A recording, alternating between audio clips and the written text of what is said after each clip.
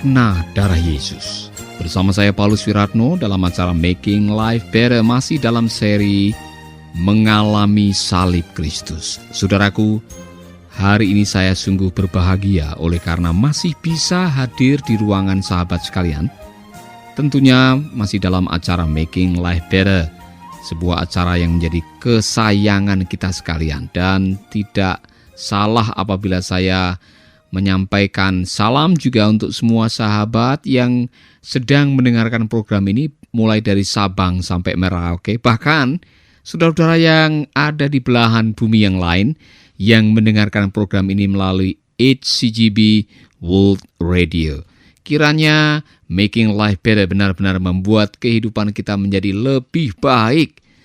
Saya juga ingin berterima kasih untuk sahabat-sahabat yang telah membeli buku-buku Making Life Better, khususnya 2 buku yang pertama, yaitu buku mengenai mengalahkan kekhawatiran dengan 5B, dan juga buku yang membahas mengenai salon kecantikan jiwa. Bagi saudara yang ingin mendapatkan buku-buku Making Life Better, hubungi saja nomor telepon atau SMS seperti yang ada di akhir acara Making Life Better.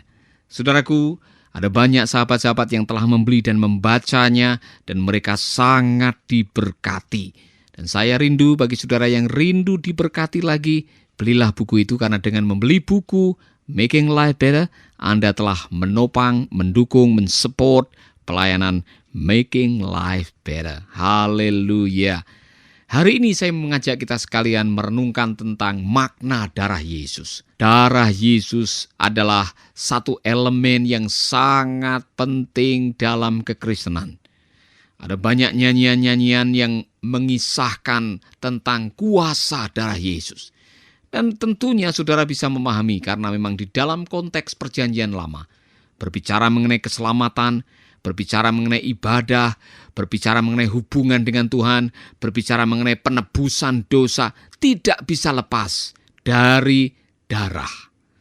Tidak heran apabila dalam perjanjian baru, darah Yesus mengambil satu posisi yang sangat penting, peranan yang sangat menonjol di dalam kehidupan kita sekalian.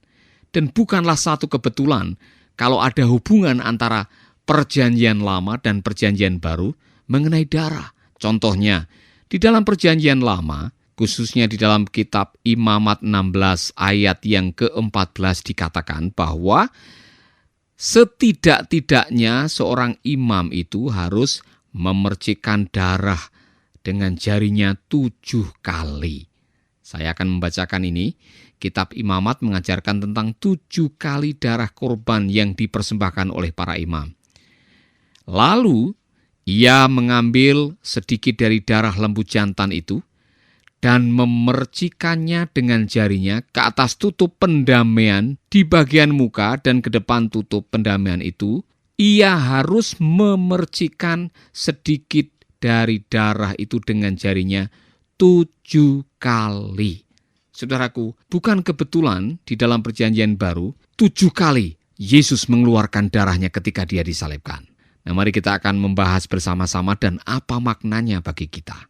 Pertama-tama, Yesus mengeluarkan keringat dan darah pada saat yang bersamaan. Duka dan kesesakan yang dialami Yesus begitu dalamnya, sehingga dia pun mulai mengeluarkan keringat darah yang menetes ke tanah. Menurut Injil Lukas pasal 22 ayat 44. Saudaraku, ketika Yesus menyadari apa yang harus segera dia hadapi, dia berdoa dengan sungguh-sungguh, meminta sekiranya ada cara lain untuk menebus manusia.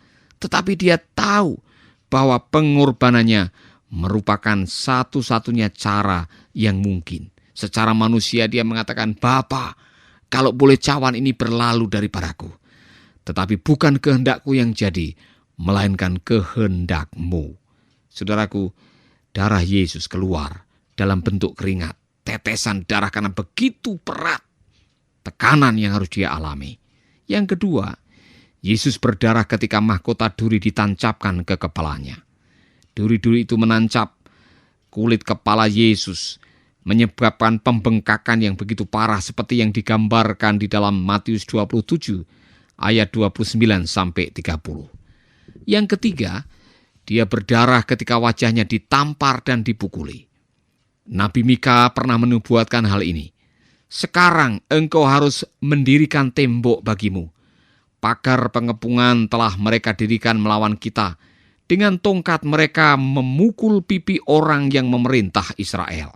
Saudara dapat membaca ayat itu dalam kitab Mika 4 ayat yang ke-14. Wajah Yesus pasti berdarah ketika ditampar dan dipukuli. Sebab menurut Yesaya, seperti banyak orang akan terkagum melihat dia begitu buruk rupanya, bukan seperti manusia lagi, dan tampaknya bukan seperti anak manusia lagi. Saudara, begitu parah luka-luka memar yang ada di wajahnya, sehingga orang tidak bisa mengenali lagi rupa Sang Juru Selamat itu. Yang keempat, Yesus berdarah ketika janggutnya dicabut. Yesaya 50 ayat 6 berkata, Aku memberi punggungku kepada orang-orang yang memukul aku, dan pipiku kepada orang-orang yang mencabut janggutku. Aku tidak menyembunyikan mukaku ketika aku dinudai dan diludahi. Saudaraku, ini adalah sebuah penderitaan yang luar biasa. Yesus mengalami penderitaan yang luar biasa dan darahnya keluar, menetes ke tanah ketika ada orang-orang yang menyiksa dengan mencabuti janggutnya. Yang kelima, Yesus berdarah ketika punggungnya dicambuk. Dan kita membaca di dalam kitab Matius 27 ayat 26. Tetapi Yesus disesahnya, lalu diserahkannya untuk disalibkan. Dan yang keenam, Yesus berdarah ketika dia disalibkan. Bacaan berikut menguatkan fakta bahwa Yesus berdarah selama penyaliban.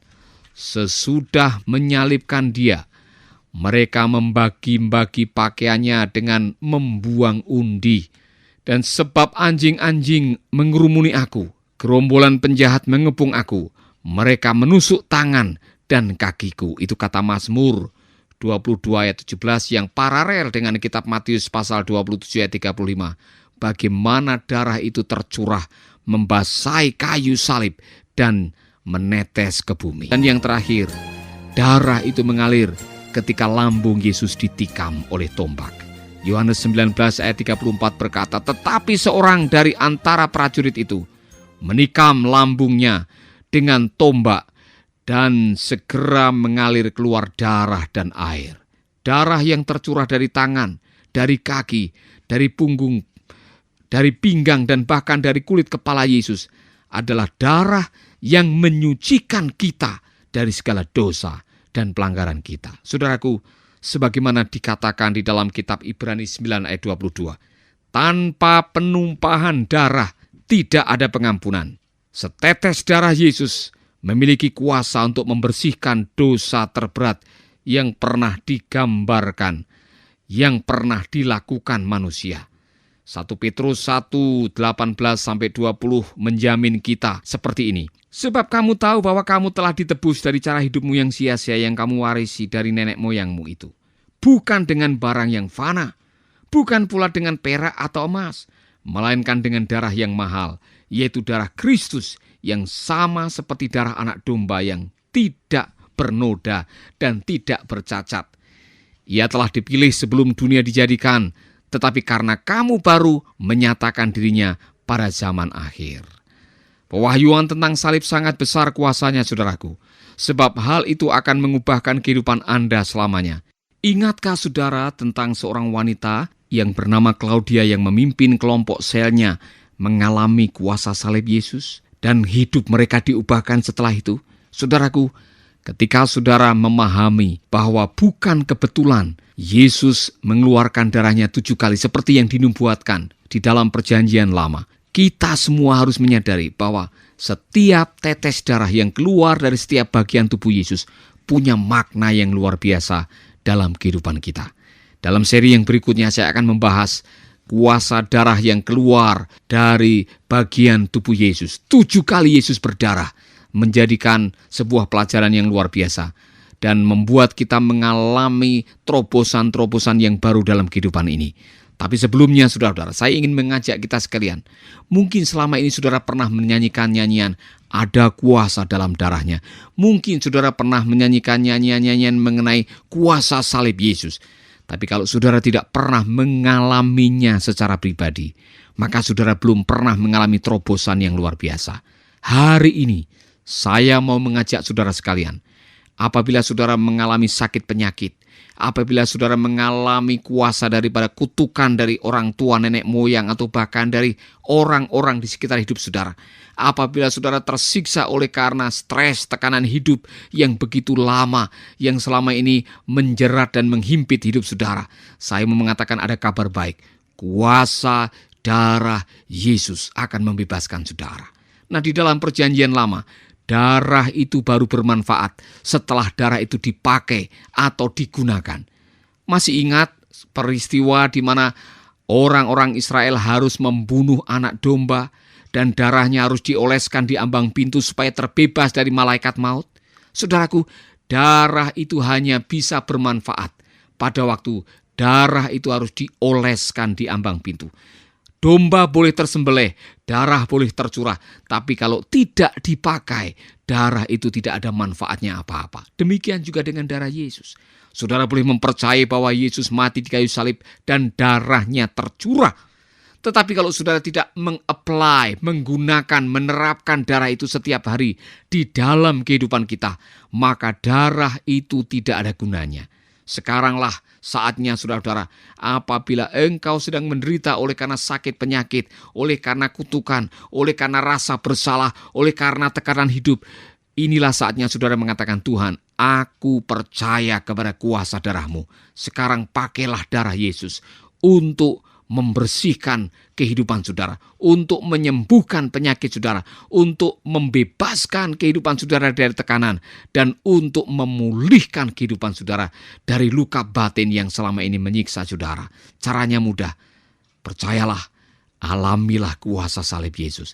Biarkan darahnya membasuh dan menyembuhkan saudara. Ada sebuah nyanyian mengenai kuasa darah Yesus. Dan selama nyanyian ini dinyanyikan, saya mau berdoa buat saudara. Kalau saudara sakit, tumpangkanlah tangan di tempat yang sakit.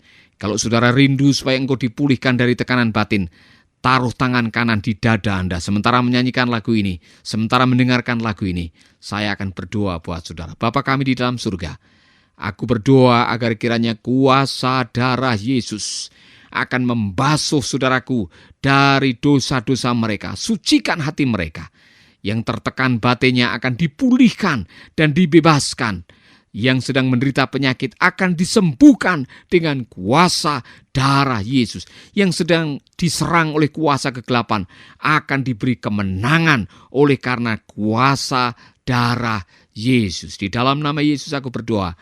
Amin. Sementara saudara mendengarkan lagu ini, kalau saudara mengalami kuasa darah Yesus dan saudara ingin berbagi dengan sahabat-sahabat yang lain, kirimkan kesaksian saudara atau kirimkan kata-kata kesaksian saudara melalui SMS seperti yang tertera di akhir acara ini. Tuhan memberkati saudara. Sahabat, Anda baru saja mendengarkan program Making Life Better.